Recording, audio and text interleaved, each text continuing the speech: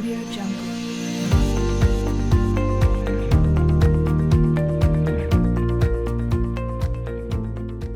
Assalamualaikum warahmatullahi wabarakatuh.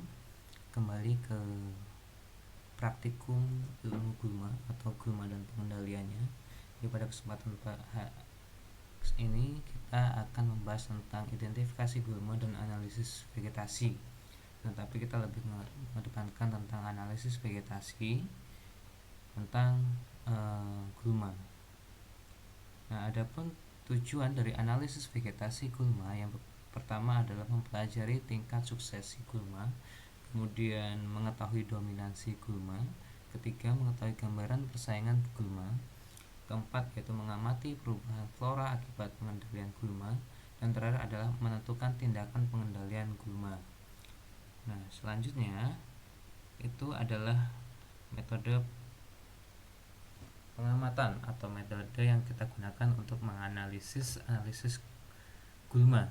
Nah, sebenarnya dalam ilmu gulma, metode pengamatan atau metode pengambilan untuk analisis gulma itu banyak ya, tapi di sini kita mengedepankan ke metode kuadran saja, yaitu satuan luas letak contoh yang diukur dengan satuan kuadrat. Nah, kemudian petak contoh dapat berupa 4 persegi panjang, bujur sangkar ataupun lingkaran. Tapi yang biasa kita gunakan adalah persegi saja ya, dengan sisi keempat sisinya sama.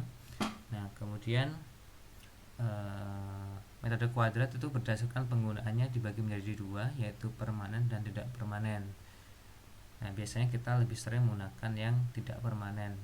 Kita menggunakan petak frame atau petak contoh dengan bambu ya, dengan persegi 4, dan kita lakukan pengamatan.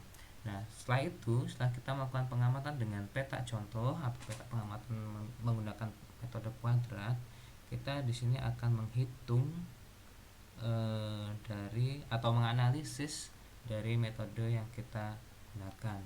Nah, parameter pertama yaitu parameter kuantitatif ya. Ini parameter kuantitatif dalam analisis vegetasi yang digunakan adalah presentase penyebaran, kerapatan, frekuensi, dan dominansi. Nah, yang pertama itu presentase penyebaran atau skala abudansi. Nah, pengamatan ini dinyatakan dengan nilai persen penyebaran, namun sering juga menggunakan nilai skala abudansi. Nah, kedua yaitu kerapatan. Nah, kerapatan menunjukkan jumlah individu suatu jenis tumbuhan pada setiap petak contoh. Selanjutnya yaitu ada namanya frekuensi. Nah, frekuensi adalah beberapa jumlah petak contoh atau frame yang membuat jenis tersebut atau jenis gulma tertentu dari jumlah petak contoh yang dibuat. Nah, kemudian ada dominasi. Nah, dominasi ini digunakan untuk menyatakan luas area yang ditumbuhi oleh jenis tumbuhan atau kemampuan suatu jenis tumbuhan dalam hal bersaing terhadap jenis lainnya. Atau bisa dikatakan dominasi itu adalah biomasa dari gulma itu sendiri. Nah, selanjutnya setelah kita mengetahui hal-hal di atas, selanjutnya kita menghitung nilai penting atau importance value. Nah, ini merupakan jumlah nilai nisbi dari 2 atau 3 parameter yang dibuat. Yang biasanya kita menggunakan 2 dan juga 3. Nah, nanti akan kita hitung adalah 3 nilai nisbi ya. Kemudian 6 perbandingan nilai penting atau summary dominance ratio. Nah, yaitu atau SDR. SDR yaitu menunjukkan nilai jumlah penting dibagi jumlah besaran. Nah, SDR biasa dipakai karena jumlah tidak pernah lebih dari 100% kecuali jumlah totalnya. Nah, selanjutnya ini adalah rumus analisis yang biasa kita gunakan dalam menganalisis gulma. Biasanya nanti ini sangat penting jika kalian menggunakan atau meneliti gulma di suatu areal pertanian. Nah, rumusnya ada dengan metode kuadrat itu ada kerapatan mutlak, dominansi mutlak, frekuensi mutlak, nilai penting, dan nilai SDR. Nah, baik, kita akan bahas satu persatu.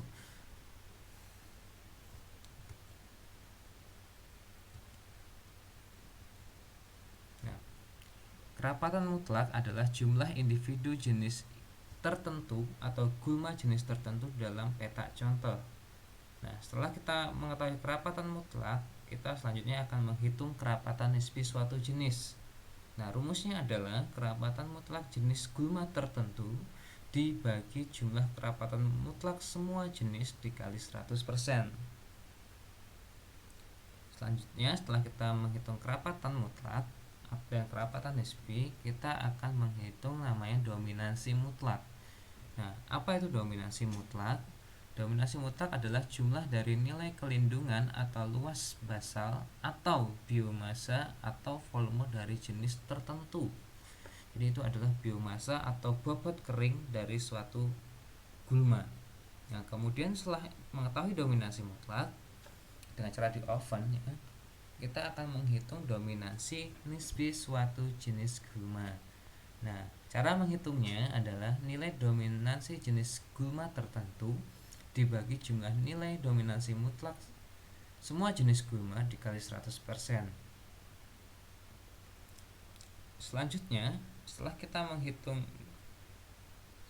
kerapatan mutlak dan dominasi mutlak serta nisbi, selanjutnya kita akan menghitung frekuensi mutlak. Nah, frekuensi mutlak itu didapat dari jumlah petak contoh yang berisi jenis itu dibagi jumlah semua petak contoh dikali 100%. Nah, kemudian frekuensi nisbi itu didapat dari nilai frekuensi mutlak jenis itu dibagi jumlah nilai frekuensi mutlak semua jenis dikali 100%. Jadi sederhananya adalah petak contoh yang terdapat jenis gulma tertentu yang didapat oleh frekuensi mutlak. Nah, selanjutnya setelah frekuensi mutlak dan frekuensi nisbi diketahui, maka selanjutnya adalah menghitung nilai penting. Nah, nilai penting itu sendiri didapat dari kerapatan nisbi ditambah dominansi nisbi plus atau ditambah frekuensi nisbi. Nah, selanjutnya kita menghitung nilai SDR. Nah, nilai SDR itu didapat dari nilai penting dibagi 3. Nah, SDR itu menunjukkan apa? Nah, SDR adalah menunjukkan dominansi suatu gulma di areal pertanian untuk mengetahui jenis gulma, untuk mengetahui dominansi gulma tertentu.